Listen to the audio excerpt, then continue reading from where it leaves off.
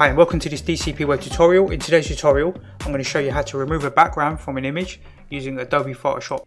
So let's go ahead and open up our web browser and we'll download this image first. We just need two pictures. We'll open up this folder and click download and we'll drag and drop that in here. So we want to remove the background from this particular picture and then we'll use this other background to replace it, right? So we'll use this one here. Let's click download here as well. So I'll put the links to these images in the YouTube description and we'll go ahead and open up Photoshop. So you can download these, just check the links in the YouTube description. So the first thing we do is just drag and drop this first picture into Photoshop. Let's drag and drop that in here. And we want to create a selection to remove the background. There's a few different ways you can do this. There's quite a few different ways in fact. So what we'll do is I'll show you the quick way. Let's go to select and then select and mask here. And you'll notice that the interface on Adobe will change. So when I click on that option, you'll get some few different options down here. So as default, it's going to give you the quick selection tool. There's a little drop down menu here to show you your selection in different views. So for now, we'll leave it on onion skin and I'll explain a few of the other views as we go along. So all we'll do is set our brush size. Let's set it to around 50. 50 should be good. Around 50 here. And it's set to the plus side, so we're adding to the selection and we've got the quick selection tool here. And all we're going to do is start off at the hat at the top and we're just going to draw, and Adobe Photoshop will do pretty much 90% of the work for us, right? And then we just need to make sure our selection is good afterwards. So we'll just draw all of this in here. And we may need to refine it a little bit afterwards, but we can check that quite carefully afterwards. So that's pretty much the selection done.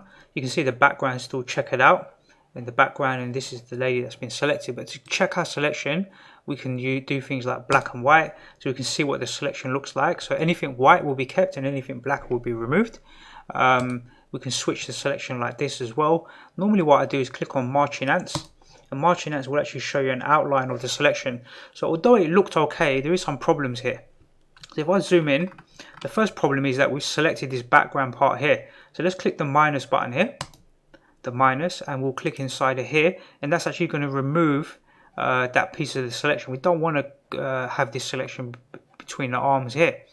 And if we click the plus sign again and reduce the size of the brush slightly, let's set it down to around 19, so it's a bit smaller now, and we can see a few small problems here. So let's hold down the letter H. That allows us to just zoom into a specific part here. So let's zoom into this part here. We'll use the Alt key and the mouse wheel to zoom in. Zoom into here. You can see part of this hasn't been selected. So we just reduce our brush size and we can then refine our selection. So let's just go around the edge here and just make sure our selection is pretty good. Like around here, you can see there's a few problems with the selection. You can get really close and get your selection much better, right? That's the objective, is to get a really good selection. But the quick tool will do a good job of selecting most of this, and it doesn't have to be like pixel perfect, but it's always worth going around and just refining the selection slightly. I'm not worrying about it too much, but it should be pretty good. This hat looks all good around here, so this looks all okay. So normally this is what I'll do, is just go around the edge and just double check. And you can see here, you could probably improve that selection a little bit, right? Something like this. And then we can see down the hat here, it's missed a bit. So we want to get the rim of this hat here. So it's worth checking carefully, just around the edges is normally what I do. And just use the selection tool, so the plus sign and the quick select tool, just to refine your selection and make sure it's good. I'm not going to worry about the hair too much. Normally I'll do like a layer mask here to get the hair really well, but I think something like this will be fine and we won't worry about this too much here. After all, it's a quick selection, right? It's not spending too much time on this selection, so we can just refine down the arm here. You can see it's not perfect. Let's just make it a bit better and we'll be done. So let's just fix this here.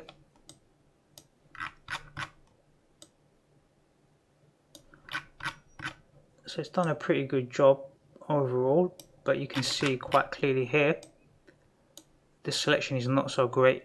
So let's just make sure we get all of the arm in here properly. Let's just do it proper. And we'll be done in a minute. So that should be pretty good. We've over selected here, so let's use the minus and just pull that back in a little bit here. It's a bit too much, so that should be pretty good. That should be good. Okay, let's just check the feet is probably and where this hand is. That's going to be a problem here. You can see none of this has been selected, so let's make sure we select all of that, and we will make sure we select all of this part here. And let's just see down at the feet, you can see if we don't fix this, the toes are going to be missing. So this won't be perfect by any means. We've probably way over selected here. Let's use the minus and just bring that in a bit. Something like this should be good. And all of this looks pretty good. Let's just get this foot in here. Sometimes it's worth over selecting a little bit and then using the tool to bring back the selection, just to refine it. So that's how I do it sometimes.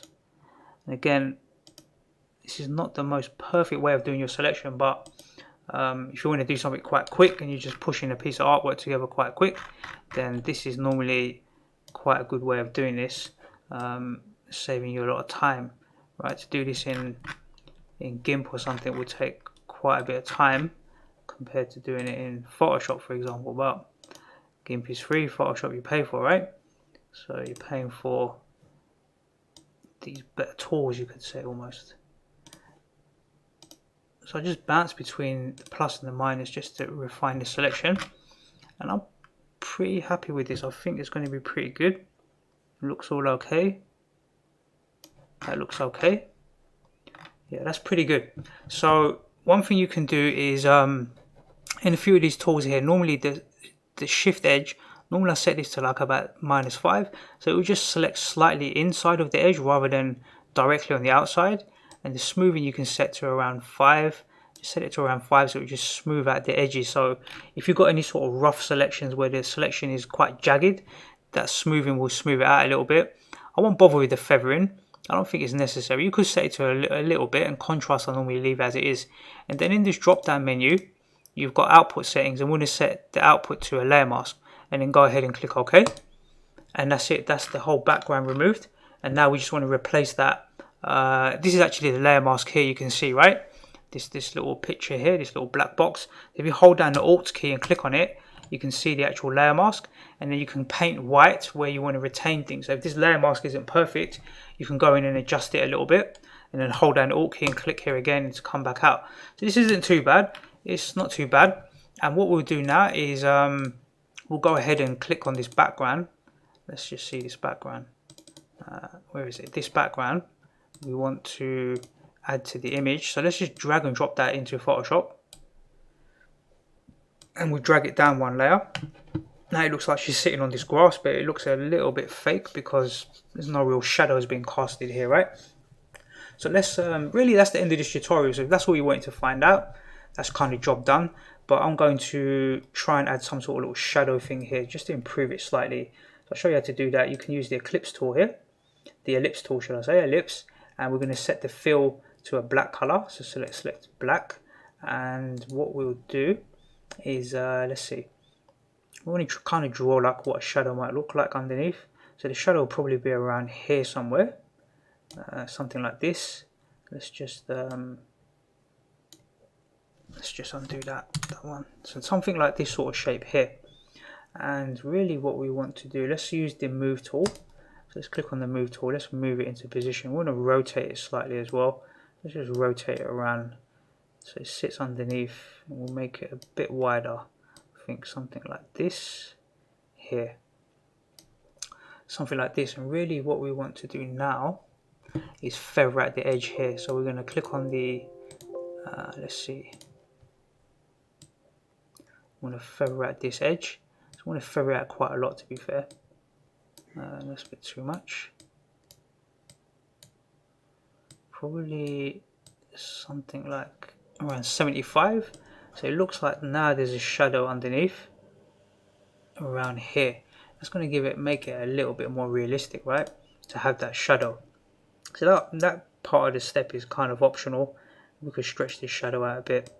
Because it's sitting between the layers, it's not really overlapping what shears. If you put it on the top layer, then it will sit above, right?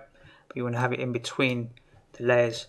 So something like this, and now it looks a little bit more realistic, right? We could have reduced her size, maybe she's a bit too big on the picture, but I think it's actually okay. It looks pretty good. So we managed to remove the background quite quickly. We put this little drop shadow there. We've changed the background as well. If you just wanted it to be transparent, so let's just save this. Let's go to File. Let's do an export as a PNG file. So let's just save that work first. And then we can hide the background, and we can hide this drop shadow. And then we can go to File, Export, PNG again, and save it. And then this time, in fact, we should rename it. Let's rename it with a 2. So we'll have 2 versions of this picture now. We've got one that is just a transparent background.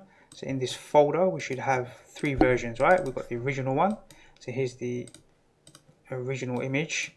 Then here's the one that we've cut out and put a different background. And if I close that and open up this one is just a transparent PNG. So you can overlay that in some other graphics. You can send it to someone.